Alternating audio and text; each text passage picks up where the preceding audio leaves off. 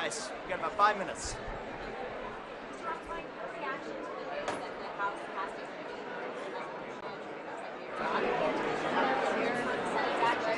So this happened as I was going on stage, as you know. My first reaction is the reaction it's been for the last several days, which is this whole debate is a farce. It's a deflection.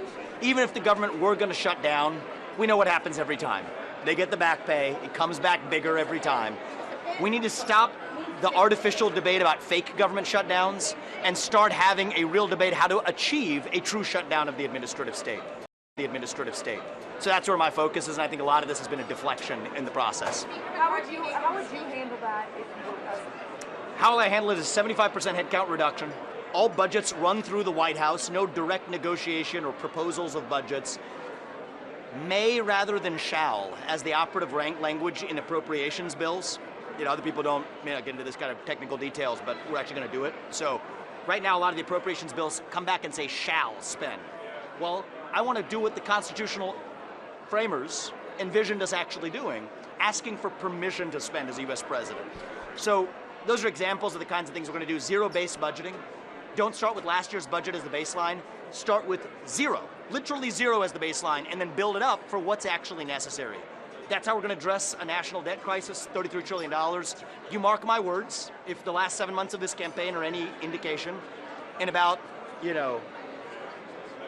4 weeks, you'll see the rest of the field saying the same ideas, and that's good. I think that's good for the Republican Party. It's been a pleasure to hear a lot of my themes from March now becoming the standard canon in the Republican Party by about November or December. My guess is the same will be true on this set of ideas, and I'm proud of that. But nobody else is talking about that right now. That's actually how you address a deficit crisis, not just by paying it lip service. Mr. Ramaswamy, what's your message to people of California? I didn't hear much about California. What do you want people of California to know about your message to them? My message to them is that we're coming to save you, is the answer. You're not going to be left behind. My message in this campaign is we're not just running to lead a political party. We're not just running to lead win a couple of states. I'm running to lead a nation. No state left behind, no city left behind, no American left behind.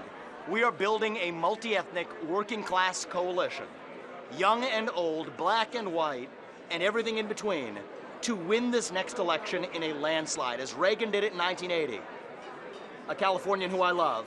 So we will do it in 2024. A lot of Republicans who have come to California spend a lot of time bashing the state. We haven't heard a lot of that from you. What is your view of our policies right now? Do you think that there has been overreach by some of our Democratic politicians? Yes, I think California's policies have been a disaster, just as I think the Biden administration has been a disaster. But I mentioned neither Biden nor California in that speech because, as I said, I am leading us to something. I am sick and tired of lazily just it's too easy. I could easily. This is the stuff I shared there. That requires, I think, I'm trusting the audience from here on out in the campaign.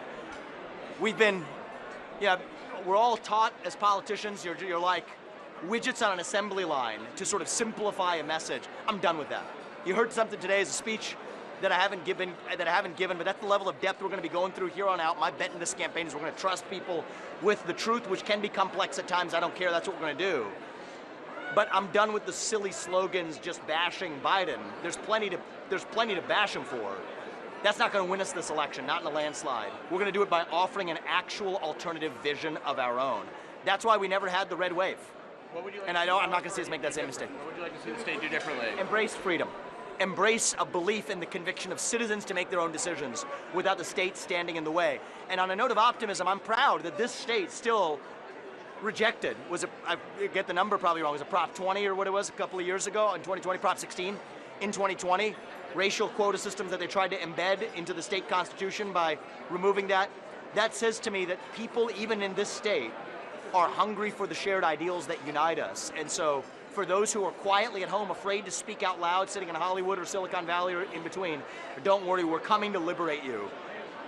I need you to speak your mind, but I'm going to start by doing it and setting a good example. Last vote in California. What's that? What is your advice for parents who are concerned about their children? My advice for parents who are concerned about their children is, now more than ever, is when you need to stand up with a spine. When you believe you're the only person in a room who believes what you do, I have an assignment for you. Stand up with a spine and say it.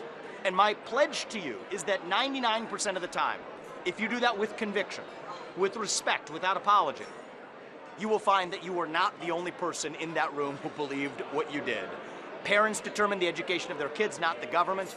And my advice to parents is, now more than ever, we need you as a country to stand up and speak your convictions. That's your civic duty and responsibility. You guys do your part, I promise you I'll do mine. Thank you. Thank you. How are you beat Trump? Thank you. By being honest, with fresh legs, energy, and optimism for where we're going as a country, while respecting his legacy at every step of the way. Would you take the VP job under Trump? I will offer him to be my mentor and advisor in my first year.